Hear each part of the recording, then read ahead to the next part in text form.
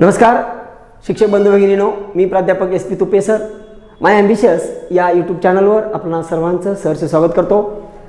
शिक्षक अभियोग्यता व बुद्धिमापन चाचणी परीक्षा जी काय आहे तर त्या संदर्भात आपण जे व्हिडिओची मालिका सुरू केलेली आहे आपल्या या चॅनलवर, तर त्याची 2 सत्र ह्याच्या पाठीमागे आपण घेतलेली आहेत। जे पहिलं सत्र घेतलं होतं तर त्याच्यामध्ये ही परीक्षा काय आहे, नेमकं ह्याचा अभ्यासक्रम काय आहे, 2 महत्त्वाचे घटक त्याच्यामध्ये पाहिले होते की अभियोग्यता याच्यावरती तुम्हाला 120 प्रश्न आणि बुद्धिमापन चाचणी याच्यावरती 80 प्रश्न अशा पद्धतीचं त्या प्रश्नांचं स्वरूप म्हणजे 200 प्रश्नांचं स्वरूप हे आपण पहिला जो व्हिडिओ बनवला होता तर त्याच्यामध्ये मी तुम्हाला क्लिअर केलं होतं।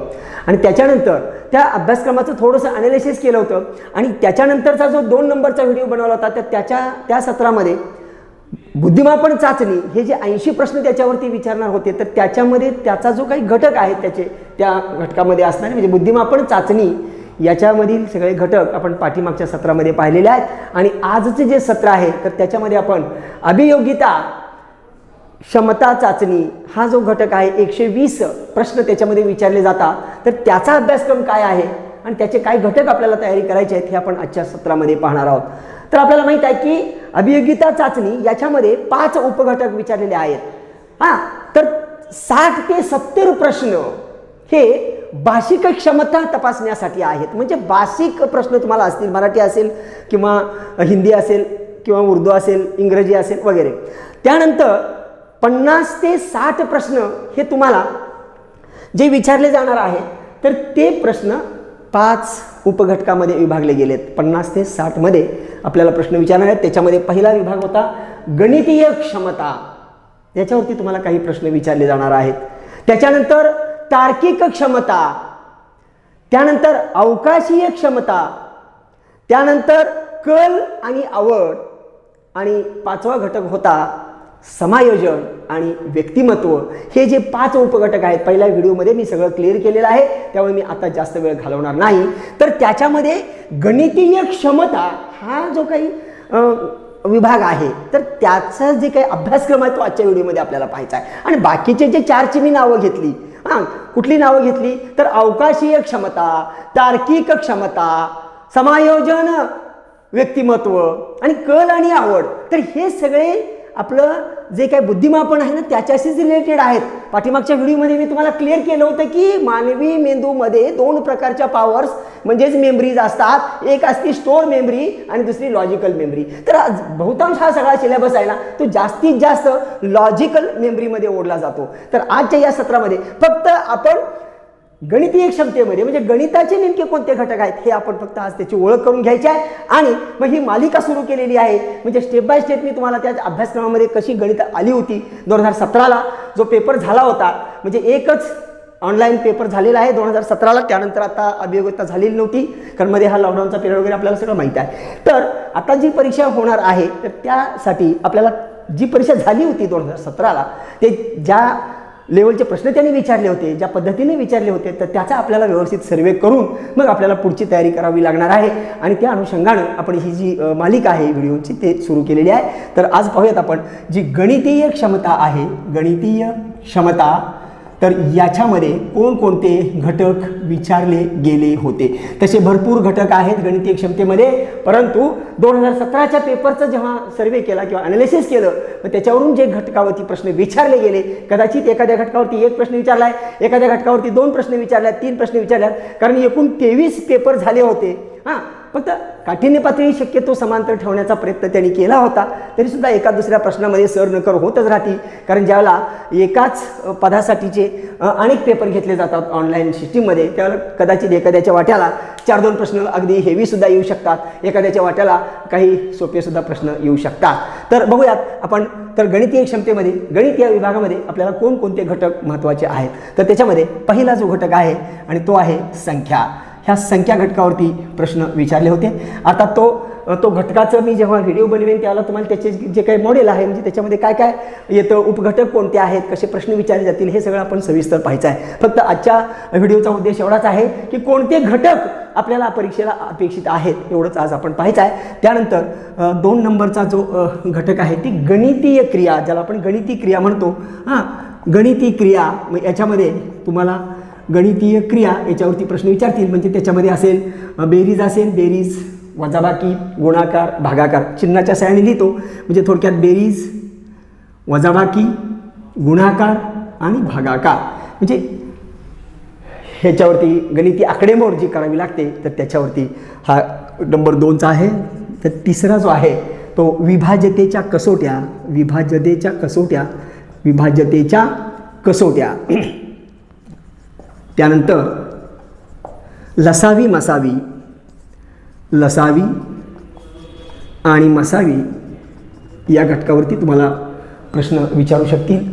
त्यानंतर वर्ग वर्गमूळ, वर्ग वर्गमूळ आणि घन घनमूळ, घन घनमूळ याच्यावरती तुम्हाला प्रश्न विचारतील. त्यानंतर तुम्हाला अपूर्णांकावरती प्रश्न विचारला जाईल. अपूर्णांक हा महत्त्वाचा घटक आहे. प्रत्येक अपूर्णांक, मग अपूर्णांकामध्ये अपूर्णांकावरील क्रिया येतात. अपूर्णांकाचा लहान मोठेपणा ठरवा असा प्रश्न असेल, किंवा अपूर्णांकाची चढत्या किंवा उतरत्या क्रमाने मांडणी करा. याच्यामध्ये अनेक प्रकार येतात, उपघटक येतात. ते सगळे स्टेप बाय स्टेप मी शिकवण्याचा माझ्या परीने प्रयत्न करणारच आहे. त्यानंतर अपूर्णांक झाल्यानंतर तुम्हाला पुढचा घटक त्यांनी विचारलेला आहे तो करणी आहे, करणी. त्यानंतर आहे घातांक, घातांकावरती प्रश्न विचारलेले आहेत, घातांक. त्यानंतर पुढचा घटक विचारलेला आहे शेकडेवारी, शेकडेवारी. त्यानंतर नफा तोटा, नफा तोटा. त्यानंतर शेअर्स आणि दलाली याच्यावरती प्रश्न विचारलेला आहे. शेअर्स, शेअर्स आणि दलाली याच्यावरती प्रश्न विचारलेला आहे. त्यानंतर दशमान परिमाणे, दशमान परिमाणे किंवा विविध परिमाणे त्याच्यावरती प्रश्न विचारलेला आहे. दशमान परिमाणे. त्याच्यानंतर गुणोत्तर व प्रमाण याच्यावरती प्रश्न विचारलेला आहे. गुणोत्तर प्रमाण, गुणोत्तर व प्रमाण याच्यावरती प्रश्न विचारलेला आहे. आता जी वयाची गणिते विचारली जातात ती साधारण गुणोत्तर व प्रमाण याच्याशी रिलेटेड असतात. त्यामुळे तो वयवारी हा काय घटक वेगळा काढायची आवश्यकता नाही आहे. गुणोत्तर प्रमाण याच्यामध्येच वयाची गणितं आपण गृहीत धरलेली आहेत. आणि त्याच्यानंतरचा प्रश्न विचारला आहे सरासरी, हा महत्त्वाचा घटक आहे, सरासरी. त्यानंतरचा घटक आहे श्रेणी, म्हणजे गणितीय श्रेणी, अंकगणिती श्रेणी, अंकगणिती श्रेणी. त्याच्यानंतर प्रश्न आहे बैजिक राशी, बैजिक राशीवरती प्रश्न विचारलेले आहे. बैजिक राशी, बैजिक राशी. त्याचबरोबर बहुपदी.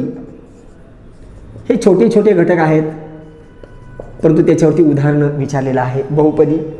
त्याच्यानंतर पुढचा घटक आहे आपल्याला काही प्रश्न सहरूप द्या, पदावली ज्याला आपण म्हणतो, पदावली किंवा सहरूप, सोपे रूप हा जो प्रकार आहे तर तो पदावली म्हणतात त्याला. पदावली म्हणजेच सरळ रूप किंवा सोपे रूप, सरळ रूप, सोपे रूप.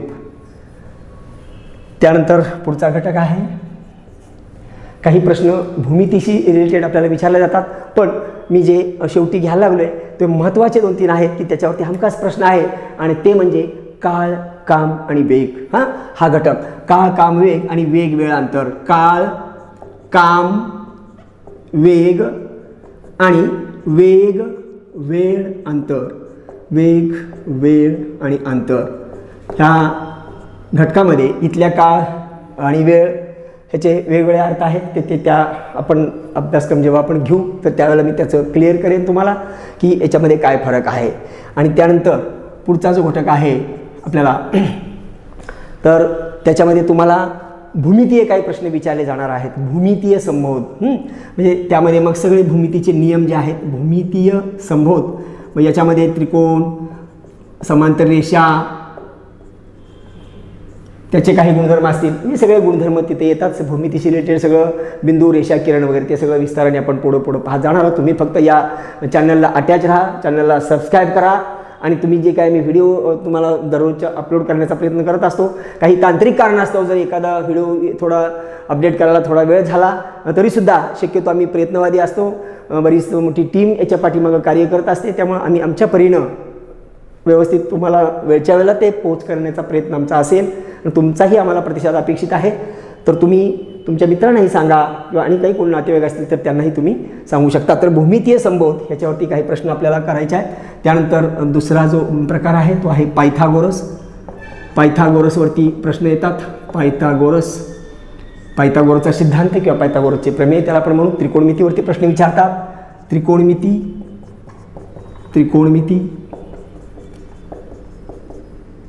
त्रिकोणमिती आणि पायथागोरसचं फार जवळचं नातं आहे, ते त्यावेळेला बघू आपण. त्यानंतर पुढचा प्रश्न आहे आपल्याला तर क्षेत्रफळ याच्यावरती प्रश्न येतो. क्षेत्रफळ आणि पृष्ठफळ आणि घनफळ याच्यावरती प्रश्न विचारलेले आहेत.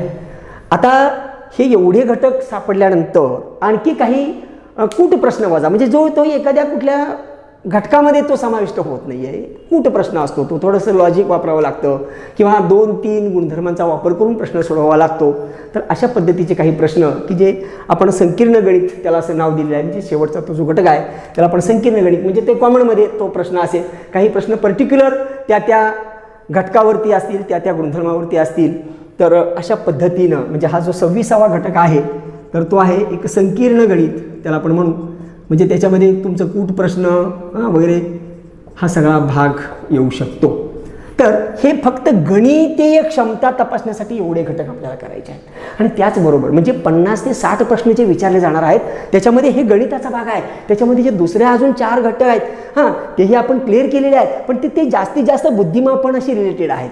म्हणजेच लॉजिकल मेमरी, लॉजिकल पॉवरशी जास्तीत जास्त रिलेटेड आहेत. अवकाशीय क्षमता हा एक तपासणी आहे, म्हणजे ही एक क्षमता तपासली जाते आपली. अवकाशीय क्षमता म्हणजे तिथं आकृती असतात, वेगवेगळ्या अँगलमधनं आकृती असतील तर त्याच्याशी रिलेटेड प्रश्न असतील, तार्किक ज्ञानावरती प्रश्न असतील. आणि हा सगळा प्रकार मिळून तुम्हाला 50 ते 60 प्रश्न विचारले जाणार आहेत. आणि 60 ते 70 प्रश्न हे तुम्हाला भाषिक क्षमतेवरती विचारले जाणार आहेत. आणि टोटली ह्याच्या पाठीमागचा व्हिडिओ मी जो बनवला होता तो टोटल व्हिडिओमध्ये तुम्हाला बुद्धिमापन जी चाचणी आहे, म्हणजे बुद्धिमापन क्षमता चाचणी जी आहे 80 प्रश्नासाठी, तर त्याच्यामध्ये जे बुद्धिमापनचे घटक होते ते आपण पाठीमागच्या व्हिडिओमध्ये पाहिलेले आहेत. तर जे कोणी माझे शिक्षक बंधू भगिनी हा व्हिडिओ पाहत असतील तर त्यांनी याच्या पाठीमागचे दोन्ही व्हिडिओ पाहून घ्यायचे. म्हणजे तुम्ही सिक्वेन्सने व्हिडिओ पहा. तुमचे जे कोण इतर पाहणारे असतील तर त्यांनाही तुम्ही तसं कन्व्हिन्स करा. उगाच आपला वेळ मिळाली ओपन केला 1-2 मिनिटं बघितलं, पुढे ढकलला, अलीकडे ढकलला, असं करू नका. कारण महत्त्वाची गोष्ट अशी आहे की जसे आपण विचार करत असतो तसंच यश आपल्याला मिळत असतं. म्हणजे जसे आपले विचार असतील ना तशाच पद्धतीनं क्रिया घडत असतात. म्हणजे आयुष्य घडत असताना आपण ज्या पद्धतीचे विचार करतोय त्याच पद्धतीनं ही सगळी सृष्टी चेंज होत जाते. त्याच पद्धतीनं आपल्याला जे काही यश पाहिजे किंवा जे काय हवं आहे त्याचा विचार करणं फार महत्त्वाचं आहे. तर हे जे परीक्षेचं गांभीर्य लक्षात घ्या. कारण या परीक्षेमध्ये जर आपण सिलेक्ट झालो तर शिक्षक म्हणून आपली नेमणूक अगदी 1 रुपया न देता होणार आहे हे डोक्यात घ्या. म्हणजे कुठेही तुम्हाला कोणाच्याही ओळखीची कुठल्या मंत्री पुढाऱ्यांचा फोन गेला पाहिजे काही गरज नाही आहे. तुम्ही फक्त या परीक्षेमध्ये उत्तम रीतीनं जास्तीत जास्त गुण मिळवा.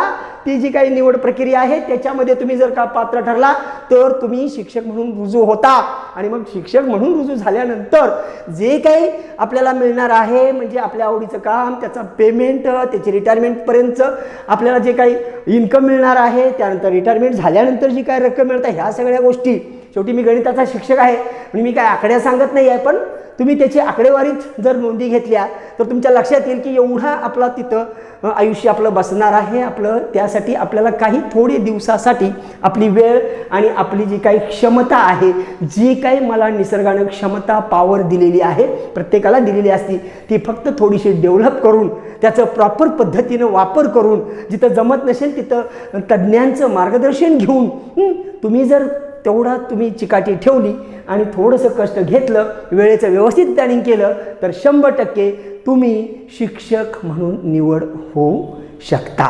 पण मी होणारच आहे असा विचार जरी केला तरी तुमचे बाकीचे जे काही शारीरिक गोष्टी आहेत, कारण काय अभ्यास करायचं म्हटलं किंवा एखादं कार्य करायचं म्हटलं तर शरीराची पण साथ असावी लागते, मनाची पण साथ, बऱ्याच गोष्टी मॅटर करतात. पण विचार जर तीव्र असेल तर सगळ्या गोष्टी जुळून येतात. एवढंच मी तुम्हाला जाता जाता सांगेन. आता पुढचा जो व्हिडिओ मी बनवणार आहे तर त्याच्यामध्ये या घटकावरती एक्झॅक्टली प्रश्न कसे विचारले होते 2017च्या पेपरमध्ये त्याचं पहिल्यांदा ॲनालिसिस करायचं आहे आणि मग मी सरावाचे किंवा त्या काठिण्य पातळीचे आणि काही इतर प्रश्न मी तुमच्यासमोर घेण्याचा प्रयत्न जास्तीत जास्त करणार आहे. तर आजचा व्हिडिओ आपण या ठिकाणी थांबूया. तुम्ही हा व्हिडिओ शेवटपर्यंत पाहिला असं मी गृहीत धरलं आहे. मध्ये मध्ये तुम्ही पाहिला की नाही मला माहीत नाही, परंतु तुम्ही पाहिला असेल असं मी गृहीत धरतो. पण मी खात्री देतो की मी स्वतः गेली जवळपास 25 वर्ष फक्त शिकवण्याचंच काम करतो आहे, म्हणजे अध्यापनाचं मी काम करतो आहे. आणि ज्याला माझ्या समोर विद्यार्थी असतो तेव्हा मी गॅरंटी देतो की हा विद्यार्थी मी घडवणारच, मग तो कसाही असो, त्याच्यामध्ये तो जो बदल आहे. पण आता तुम्ही मला ऑनलाईन पाहताय, म्हणजे मला माहीत नाही की तुमच्यात आणि माझ्यात किती अंतर आहे मध्ये, मग त्यामुळे तुम्ही प्रामाणिकपणे बघताय की काय फक्त ओपन केलं आहे बंद केलं आहे हे मला माहीत नाही. पण जे कोणी बघत असतील तर त्यांनी पूर्ण बघतायत असं मी प्रामाणिकपणे गृहीत धरलं आहे. आणि मग जाता जाता व्हिडिओचा शेवट करताना तुम्हाला मी माझ्या स्वतःच्या हृदयापासून, त्याचबरोबर माझ्यासोबत काम करणारी जी काही आमची संस्था आहे ॲम्बिशियस करिअर अकॅडमी, ही जी आमची स्पर्धा परीक्षाचं गायडन्स करणारी, मार्गदर्शन करणारी संस्था आहे, तर या संस्थेमध्ये माझे इतर जे काही सहकारी आहेत, व्यवस्थापन आहेत, जे सहकारी शिक्षक आहेत, या सर्वांच्या वतीनं तुम्हाला तुमच्या भावी आयुष्यासाठी खूप मोठ्या शुभेच्छा देऊन आजचा व्हिडिओ संपवतोय. धन्यवाद, धन्यवाद, धन्यवाद.